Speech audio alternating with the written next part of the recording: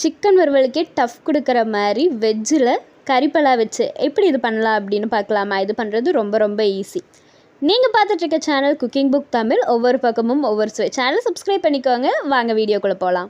400 gram போல் கறிப்பலா எடுத்துக்கலாம். இப்போ கறிப்பலா cut பண்ணுறதுக்கு முன்னாடி கையிலையும் அதே மாதிரி கறிப்பலாவை கட் பண்ண போகிற கத்திலையும் தேங்காய் எண்ணெய் தடவிட்டு அதோட மேல் பகுதியும் கீழ்ப்பகுதியும் கட் பண்ணிவிட்டு ரெண்டாக சமமாக வெட்டி எடுத்துக்கோங்க. ரெண்டாக வெட்டின அதே காயை திரும்ப அதை 4ஆக வெட்டிட்டு இதுக்கு மேலே இருக்க அந்த காம்பு பகுதியை ரிமூவ் பண்ணி எடுத்துகிட்டு பின்னாடி தோலை சீவி இப்போ நம்ம தனியாக எடுத்து வச்சுக்கலாம். இந்த மாதிரி ஷேப்பில் நான் கட் பண்ணி எடுத்துக்க போகிறேன். நீங்கள் பொடி பொடியாகவும் கட் பண்ணலாம். அப்படி இல்லைனா இந்த மாதிரி கொஞ்சம் நம்ம பெருசாக கட் பண்ணி செய்கிறப்போ சாப்பிட்றதுக்கு சிக்கன் பீஸ் மாதிரியே இருக்கும். கறிப்பலாவை கட் பண்ணதையுமே தண்ணியில் போட்டு வைங்க. அந்த தண்ணியில் 1 ஸ்பூன் அளவுக்கு உப்பு சேர்த்திட்டு அந்த தண்ணியில் நம்ம கட் பண்ண கறிப்பலாவை போட்டு வச்சோம் அப்படின்னா கறிப்பலா கருகின மாதிரி ஆகாமல் கலர் சேஞ்ச் ஆகாது. இன்றைக்கி நம்ம செய்ய போகிற கறிப்பலாவை சுடுதண்ணியில் போட்டு வேக வச்சுட்டு அதுக்கப்புறம் தான் இதை கிரேவி பண்ண போகிறோம். அதனால நான் ஒரு பாத்திரத்தில் தண்ணி வச்சுட்டு இது கூடவே 1/4 ஸ்பூன் அளவுக்கு மஞ்சள் தூள் சேர்த்திட்டு தண்ணி நல்லா கொதிச்சதுக்கப்புறம் கட் பண்ணி வச்சுருக்க அந்த கறிப்பலாவை தண்ணியை எடுத்துட்டு போட்டுக்கோங்க. கறிப்பலா ரொம்ப நேரம் வேகக்கூடாது. அப்ராக்சிமேட்டாக ஒரு 5 நிமிஷம் போல் தான் வேகணும். நீங்கள் கறிப்பலா எடுத்து உடச்சி பார்த்தீங்க அப்படின்னா அது பூ மாதிரி அப்படியே பிரிஞ்சு வரும். இந்த பக்குவத்தில் வந்ததுமே எடுத்துருங்க. இப்போ ஒரு பேனில் 2 பீஸ் ஏலக்காய், 3 பீஸ் போல் கிராம்பு சேர்த்திட்டு இது கூடவே பட்டை ஒரு 3 பட்டை சின்ன சைஸாக இருந்துச்சு அப்படின்னா ஆட் பண்ணிக்கோங்க. பெரிய சைஸாக இருந்தால் 2 போட்டுக்கோங்க. 1/4 ஸ்பூன் போல் சீரகம், 1/2 ஸ்பூன் போல் சோம்பு ஆட் பண்ணிவிட்டு நல்லா ட்ரை ரோஸ்ட் பண்ணிக்கோங்க. ஃப்ளேமை நல்லா சிம்மிலேயே வச்சுட்டு இதை ட்ரை ரோஸ்ட் பண்ணிக்கோங்க. ஹையில் வைக்கிறீங்க அப்படின்னா சோம்பும் சீரகமும் லைட்டாக கருகின மாதிரி ஆயிரும். 3 நிமிஷம் போல் ஃப்ளேமை சிம்மிலேயே வச்சு வணக்கினதுக்கப்புறம் இது கூட ஒரு 6 முந்திரி, ஒரு 3 போல் பாதாம் சேர்த்திட்டு அதையும் நல்லா ட்ரை ரோஸ்ட் பண்ணி எடுத்துக்கலாம். பாதாம் முந்திரி சேர்த்து இதை நம்ம அரைக்கிறப்போ அதோட ஃப்ளேவர் அண்ட் ஒரு ரிச்சாக ஒரு க்ரீமினஸ் இந்த வறுவலில் இருக்கும். அதனால பாதாம் முந்திரியை ஸ்கிப் பண்ணாமல் போட்டுக்கோங்க. பாதாம் முந்திரி சேர்த்து 1 நிமிஷம் நல்லா ட்ரை ரோஸ்ட் பண்ணதுக்கப்புறம் ஒரு கைப்பிடி போல் தேங்காயும் சேர்த்திட்டு அதையும் நல்லா ட்ரை ரோஸ்ட் பண்ணிக்கோங்க. ரொம்ப ட்ரை ரோஸ்ட் ஆக வேண்டாம். அப்ராக்சிமேட்டாக ஒரு 50 செகண்ட் போல் தேங்காய் நமக்கு வணங்கி வந்ததுக்கப்புறம் தண்ணி ஊற்றி முடிஞ்ச அளவுக்கு மைய அரைச்சிக்கோங்க. இப்போ அதே பேனில் 2 டேபிள் ஸ்பூன் அளவுக்கு தேங்காய் எண்ணெய் நான் சேர்த்திக்கிறேன். எண்ணெய் லைட்டாக ஹீட் ஆனதையுமே ஒரு 5-6 கருகாப்பில் சேர்த்திட்டு கருகாப்பில் லைட்டாக பொரிஞ்சதுக்கப்புறம் நீள் வாக்கில் கட் பண்ணி வச்சுருக்க பெரிய வெங்காயம் சேர்த்திக்கோங்க. பெரிய வெங்காயம் நல்லா தின் ஸ்லைஸாக கட் பண்ணி எடுத்துக்கோங்க. நமக்கு வெங்காயம் ஒவ்வொரு மாதிரி கட் பண்ணுறப்போ வெங்காயத்தோட டேஸ்ட்டு சேஞ்ச் ஆகும். நம்ம இந்த மாதிரி நல்லா தின் ஸ்லைஸாக நீள் வாக்கில் கட் பண்ணி எடுக்கிறப்போ அது ஒரு ஸ்வீட்னஸ், அதே சமயம் ஒரு ரிச்சான ஒரு டேஸ்ட்டை நமக்கு இது வறுவலுக்கு கொடுக்கும்.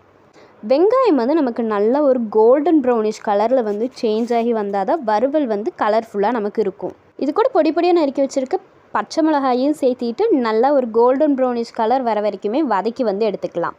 வெங்காயம் சேர்த்து ஃப்ளேமை சிம்மிலேயே வச்சு ஒரு 7 நிமிஷம் போல் நல்லா ஃப்ரை பண்ணி எடுத்ததுக்கப்புறம் இது கூட பொடி பொடியாக நறுக்கி வச்சுருக்க தக்காளி சேர்த்திக்கோங்க. நல்லா பழுத்த தக்காளியாக பார்த்து பொடி பொடியாக நறுக்கிட்டு அதை சேர்த்திக்கோங்க. உங்களுக்கு வறுவல் இன்னும் நல்லா டேங்கினஸாக லைட்டாக புளிப்பாக வேணும் அப்படின்னா தக்காளி மிக்சியில் நல்லா மையாக அரைச்சிக்கோங்க. தக்காளி அரைக்கிறப்பவே இஞ்சி பூண்டு கொஞ்சமாக கசகசா சேர்த்து அரைச்சிட்டு அந்த பேஸ்ட்டை வெங்காயம் கோல்டன் ப்ரௌனிஷாக வந்ததுக்கப்புறம் போட்டு நீங்கள் வதக்கினா உங்களுக்கு லைட்டாக க்ரீமினஸாக இருக்கும்.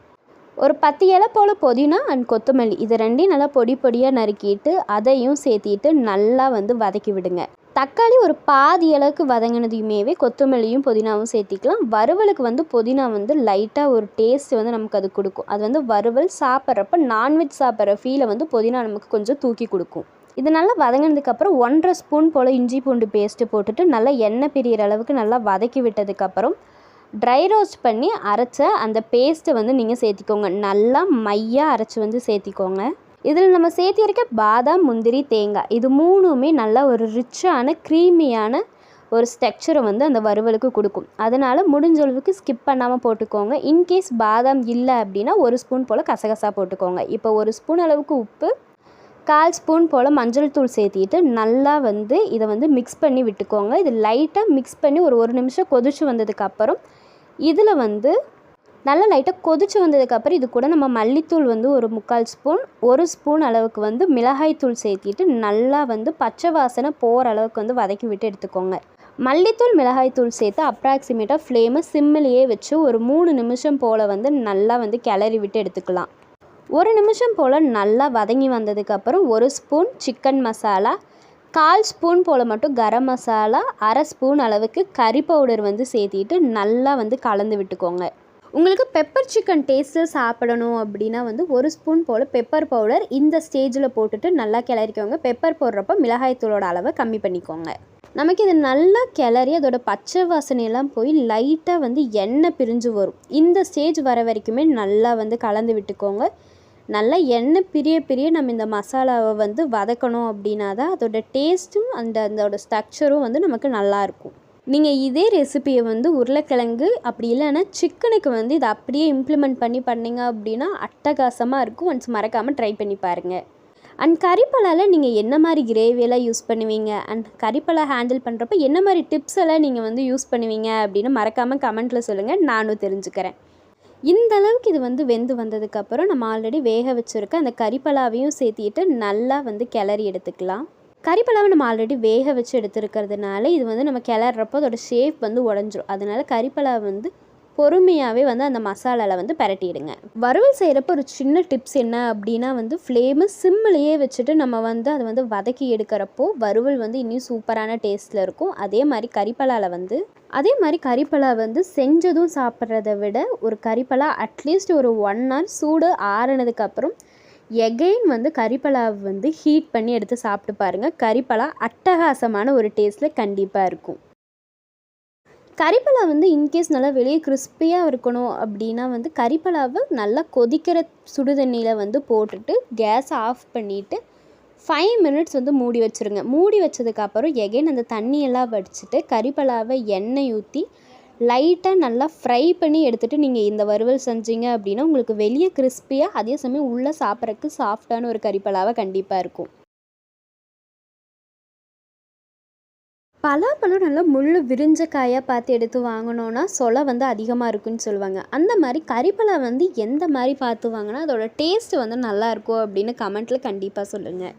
பக்காவான ஒரு நான்வெஜ் டேஸ்ட்டில் கறிப்பலாவை இன்னும் வேறு எந்த மாதிரியெல்லாம் செஞ்சால் டேஸ்ட்டு சூப்பராக இருக்கும் அப்படின்னு கமெண்ட்டில் சொல்லுங்கள். நானும் அதே ரெசிபியை கண்டிப்பாக ட்ரை பண்ணிவிட்டு வீடியோ போஸ்ட் பண்ணுறேன். குக்கிங் புக் தமிழ் சப்ஸ்கிரைப் பண்ணிக்கோங்க. இந்த வீடியோவை லைக் பண்ணிக்கோங்க. உங்கள் ஃப்ரெண்ட்ஸ் அண்ட் ஃபேமிலிக்கும் மறக்காமல் ஷேர் பண்ணிவிட்டு உங்களோட ரெசிபி அவுட்கம் எப்படி இருந்துச்சு அப்படின்னு கமெண்ட்டில் சொல்லுங்கள்.